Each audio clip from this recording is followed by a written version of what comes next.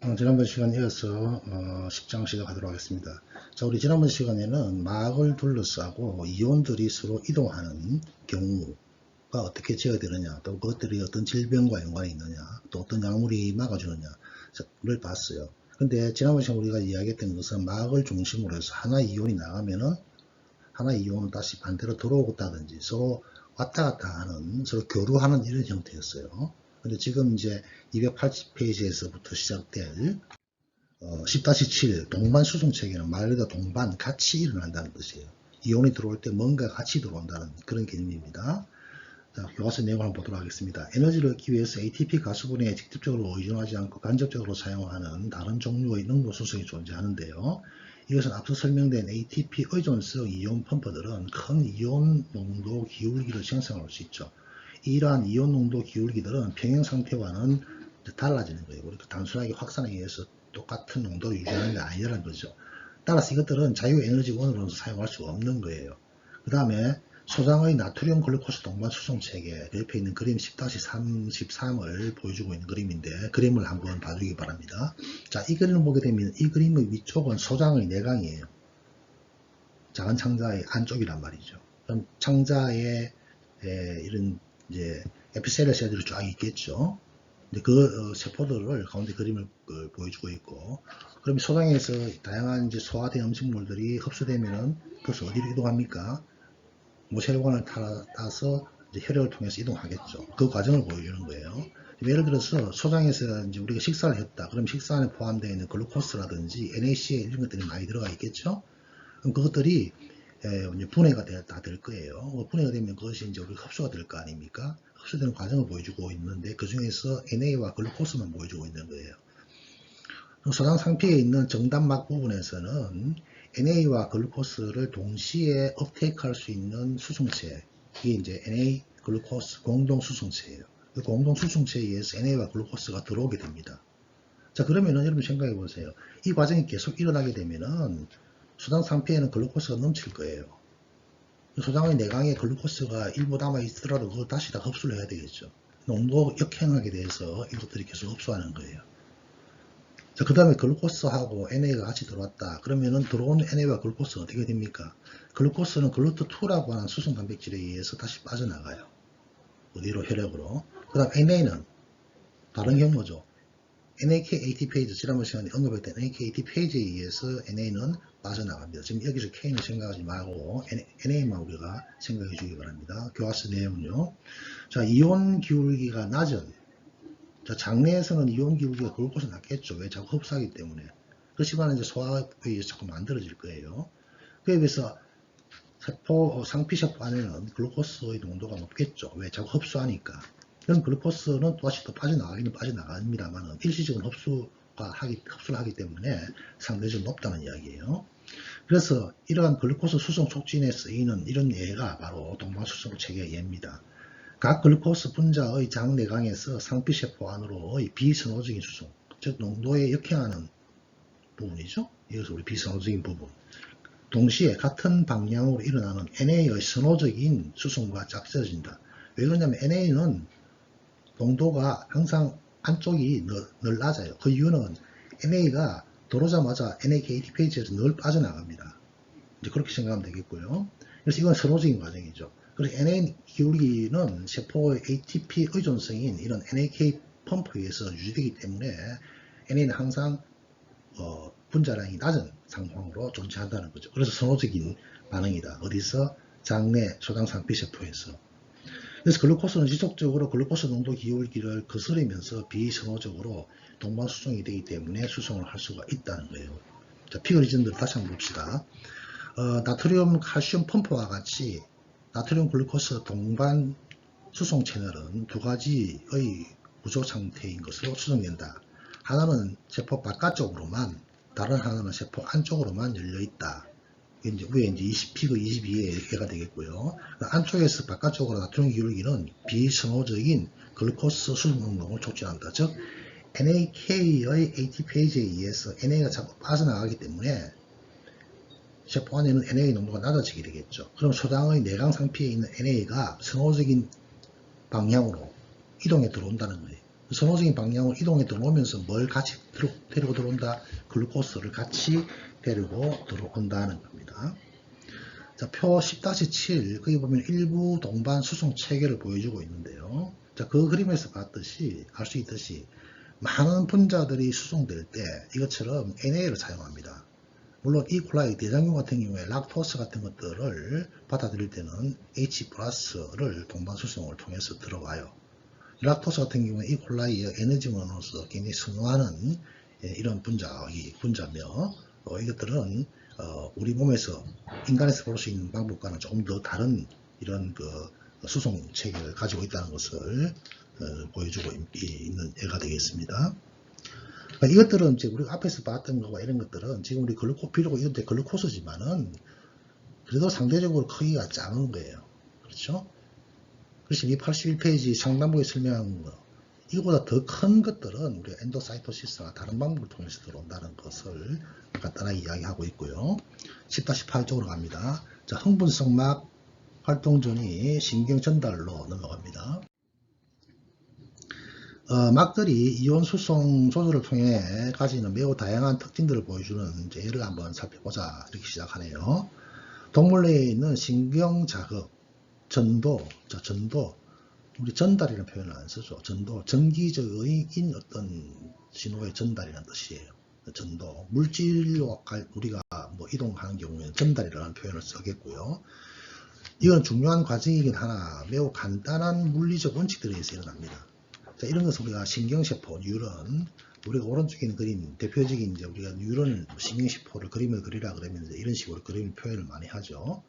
피겨 리전들을 한번 보도록 하겠습니다. 일반적인 포유동물 운동신경 세포입니다. 운동신경.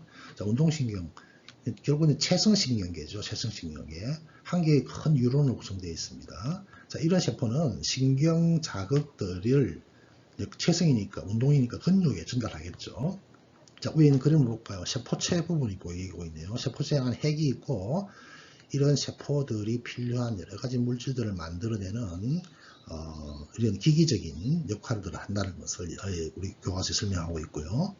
거기 수상돌기라고 하는 것들이 이렇게 굉장히 그 방사선상 쪽으로 확산되어 있죠. 얘들은 뭐예요? 다른 신경세포의 축삭에서 오는 신호를 전달받는 것이죠. 그 다음에 축삭은 연접 종말 혹은 이제 마지막 종말 방울이라고 이제 교과서에 표현해놨죠. 끝부분이에요. 반대 끝부분을 통해서 신호를 전달한다. 이러한 연접 종말들은 다른 신경세포의 수상돌기가 될 수도 있겠고, 그러면 이제 우리가 그 시냅스를 중심으로 전후, 시냅스 전 뉴런을 시냅스 후 뉴런으로 표현할 수도 있겠죠. 이제 어떤 경우에는 이제 이거는 이제 운동신경이니까 근육세포가 표적세포가 되겠죠. 그래서 표적세포들에게 신호를 보낸다는 거죠. 자, 근데 그 그림을 보니까 축삭을 따라서 뭐가 있죠?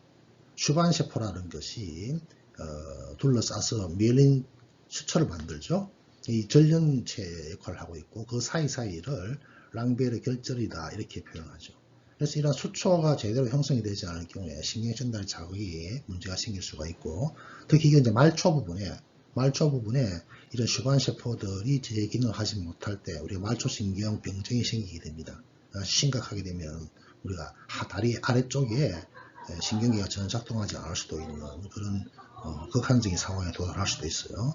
그래서 이러한 슈반세포는 축삭을 여러 번 둘러쌉니다. 자, 여러 번 둘러싼다는 건 뭐예요?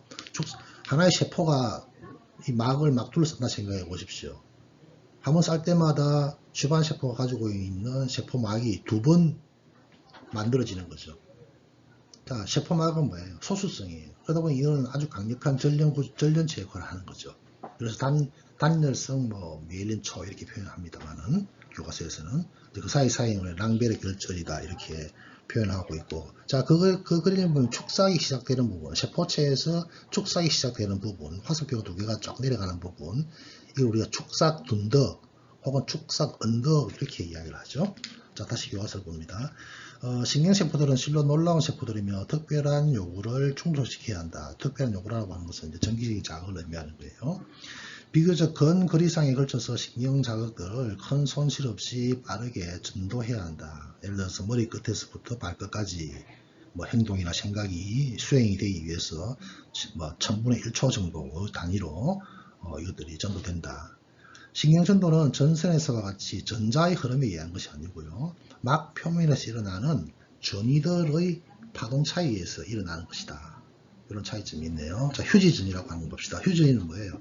신경세포가 활동을 하지 않고 있을 때의 이야기죠. 자, 활동을 하지 않는다는 것. 자, 그런 경우에는 신경세포뿐만 아니라 모든 세포들과 세포막을 중심으로 세포 내부와 세포 내부 사이에 이온들의 농도 차이가 농도 구배가 형성되어 있죠. 그래서 만약에 세포 안쪽에 뭐 플러스 이온이 많다, 혹은 상대적으로 마이너스 이온이 많다, 그럴 때 어떻게 되냐?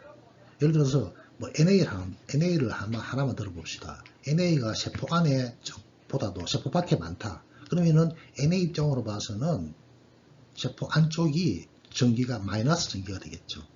즉 다시 말해서 세포막을 둘러싸고 이온들의 균형도에 따라서 세포 내외의 전압의 차이가 달라진다는 것을 의미합니다. 이 휴지 전위는 활동하지 않을 때 세포막을 경계로 해서 나타나는 막의 어떤 전위 차이를 의미를 합니다. 그래서 여기서 우리가 단순화된 모델로 설명하는데, 이는 앞서 설명한 반투과성 막을 통한 전기화학적 변화의 기본을 두고 있다는 겁니다. 자, 그 옆에 있는 그림 10-35를 봐주기 바랍니다.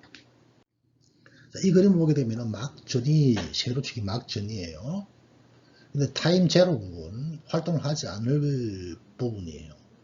한 마이너스 60보다 조금 올라가 있죠. 61mV 정도 됩니다. 마이너스 값이에요. 이 말은 무슨 말입니까? 세포막을 경계로 해서 세포 안이 마이너스 61mV 정도로 유지되어 있는 상태가 신경세포가 활동을 하지 않는 휴지 상태이다, 이 말이에요.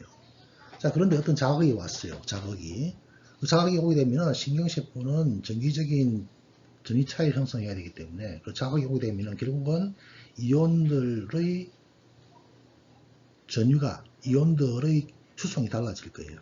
그래서 자, 거기 보니까 자극이 왔을 때 Na 이온의 투과성 증가로 인한 탈분극이라는 말이 나왔죠. 어떤 자극이 오게 되면 Na 채널이 열린다는 거예요. Na 채널이. 그래서 Na 플러스가 세포 막 안쪽으로 동시다발적으로 확 들어오는 거예요. 자, 그렇게 되면 어떻게 됩니까? 플러스가 많이 들어오겠죠. 그러니까 상대적으로 막 전위가 이제 점점 플러스가 되는 거예요. 그래서 최고 한 30, 한 23, 35까지 올라가는 거예요. 이게 이제 활동 전위가 되는 거예요. 더 이상 올라가지는 않아요. 올완한 역치 자극 이상이 되면 항상 동일한 활동 전위를 만들어냅니다. 그래서 Na 이온 투과성의 증가로 인해서 탈분극된다. 자, 그러다가 이제 역치 이상의 자극이 이제 온 다음에 그다음부터 다시 떨어져요. 한번 자극이 전도되고 나면 다시 원래대로 떨어지게 이제 되는 거죠. 쭉 내려오죠. 빨간 선이 쭉 내려올 때, 자, 우리 교과서는 Na-이온의 투과성 증가로 인한 과분극 똑같이 표현되어 있죠. 밑에는 Na가 아니고 K 플러스입니다. 고치기 바랍니다. K-이온의 투과성 증가로 인한 과분극. 자, NaKAT 페이지가 있기 때문에 K 플러스가 많이 들어온다는 건 뭐예요? NA가 더 많이 나간다는 거죠. K 플러스가 2개 들어올 때 NA가 3개 나가니까 한 번 할 때마다 마이너스 1, 마이너스 1 차이가 나는 거예요. NA 이온 투과수 증가한다는 건 NA가 3개 들어올 때 K가 2개 빠져나간다 생각하면은 그런 단순한 산술적인 차이에 의해서 막 전위가 플러스냐 마이너스냐 쪽으로 바뀐다는 거죠. 그런데 한번 자극을 받은 거, 즉 활동 전위를 받고 나게 되면은 K의 유출량이 많아지게 되면은 휴지전이 밑으로 툭 떨어지는 느낌이 있죠. 마이너스 60보다 더 많이 떨어지죠. 이걸 우리가 과분극이라고 그러고 신경계를 배울 때 좀 더 상세하게 배울 수가 있을 겁니다. 자, 교과서 282페이지 왼쪽에 개념 바로 위에 있는 패러그래프를 한번 봅시다. 막을 가로질러서 이온의 불균형을 생성하는 주요 기전은 한쪽 또는 다른 쪽의 이온 농도 기울기를 높이기 위해서 지속적으로 어떤 특정 이온 펌프들, 뭐 예를 들어서 NaKT 페이지를 통해서 일어납니다. 이게 이제 불균형적이죠. 하나가 한 번 할 때마다 플러스 하나의 차이가 나기 때문에. 그래서 이 불균형이 휴지 전위를 형성한다. 그 휴지 전위가 어느 정도 된다? 마이너스 61mV쯤 된다. 이런 이야기입니다. 두 번째, 활동 전위. 활동 전위는 통제된 빠르게 전파되는 막 전위의 변화를 의미하며 축삭을 따라서 이것이 전달됩니다. 이 과정은 특별한 세트의 전압개폐 칼슘 채널과 전압개폐 나트륨 채널을 통해서 일어납니다. 이온 채널들의 생화학적 특징들로 인해서 활동전이는 자기 전파되며 축사를 따라 한쪽 방향으로 일방향으로 전달됩니다. 그 다음에 전압개폐 채널들은 막 전위를 따라서 열리거나 닫히게 되는데, 예를 들어서 채널들은 휴지 상태에 닫히게 되겠고, 수상돌기가 흥분성 자극을 받을 경우에 축삭과 세포체가 만나는 곳에 위치한 축삭 둔덕이라고 그랬죠. 축삭 둔덕 혹은 축삭 언덕에 있는 이온 채널들이 열리기 시작을 합니다. 이것이 이제 탈분극 또는 과분극 파동을 시작하기 위한 그의 시초가 되는 것이죠. 축삭을 따라서 다른 신경세포들과 연접하는 쪽말망울 쪽으로 이제 쭉 우리 그림 봤듯이 화살표 쪽으로 쭉 내려갔었죠. 방금 우리가 살펴봤던 10-35에 나와 있는 막 전이의 가파른 변화는 국부적인 효과이며 강력히 통제되어 있다. 국부적인 건 뭐예요? 그 지역에서만 일어나는 거예요. 그 지역에서만 축삭이 어느 한 부분에서 일어나는 거예요. 그 부분에서 일어나고 이것이 그 다음으로 이제 연결되는 거예요. 국부적인 효과이며 강력히 통제되어 있다. 연속적인 NAK 채널들의 열림과 닫힘을 나타내기 위한 것은 아닙니다. 그 부분에서만 이런 변화가 생기는 거지 연속적으로 쫙 이어지는 건 아니다는 거예요. NA 채널이 열리면은 NA가 유입되고 자극 지점에서 확산이 되겠죠. 그 다음에 축삭의 하류 부분에서처럼 같은 탈분극을 유도합니다. 그래서 이와 동시에 상류 부분의 K 플러스 채널들이 열리게 되면은 탈분극을 막게 되겠죠. 그래서 이러한 탈분극 파동이 한쪽 방향으로만, 이 부분은 참 이해하기 힘든 부분입니다. 단순하게 우리가 전기적인 차이를 보고 이렇게 설명을 하는 겁니다.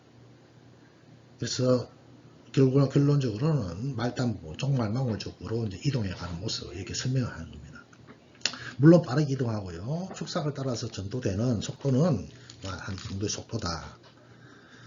자, 그 다음에 개념 바로 옆에 보니까 신경 전달 물질 말이 나옵니다. 자, 신경 전달 물질. 이건 지금 물질에 의한 이동이 아니고 전위차에 의한 이동이에요. 그래서 이제 전위차에 의해서 마지막 부분까지 신호가 오게 되면 그 다음부터는 뭐예요? 신경 전달 물질이 세포막을 통해서 인접한 근육세포 쪽으로 신호를 주는 거죠.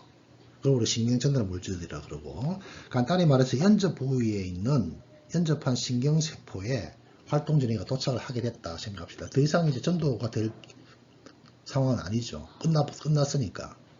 이는 연접 후 신경세포에서 활동전이를 유발합니다. 따라서 활동전이를 시작한 신호, 이것들은 많은 신경세포를 통해서 긴 거리를 거쳐서 전도될 수 있고, 그 틈새 부분은 신경 전달 물질이 연결시켜주는 역할을 한다는 거죠. 이 부분은 생리학이나 다른 부분에서 좀 더 심도 깊게 다룰 거니까 여기서 이 정도로 마치도록 하고, 세 번째 독소와 신경 전달 보면서 이 10장을 마무리하도록 하겠습니다. 자, 엄청난 독성 물질들이 활동전이 생성에 필요한 특정 이온 채널의 작용을 저해하거나 반대로 활성화시킬 수도 있겠고, 다양한 방법으로 영향을 미치겠죠.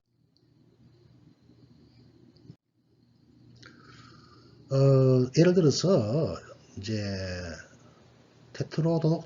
테트로도톡신이라고 하는 게 나오네요. 그래서 신경계에 영향을 미치기 때문에 우리가 신경독소 이런 표현을 씁니다. 신경독소. 자, 여러분 잘 알다시피 테트로도톡신이라고 하는 것은 보고에서 나옵니다. 보고에서 나오는 건데, 사실은 자, 이 그림에 제가 이제 테트로톡신에 대한 전반적인 그 아웃라인을 설명을 해놓고 있는데, 이 슬라이드 맨 오른쪽 끝에 보게 되면 이 독소가 보고에서만 있는 게 아니고 다양한 생명체에서 많이 나와요. 육장동물, 해상동물에서 굉장히 많이 나옵니다. 나오는데 이것이 이제 어떤 영향을 주느냐. 자, 이것부터 한번 보고 갑시다.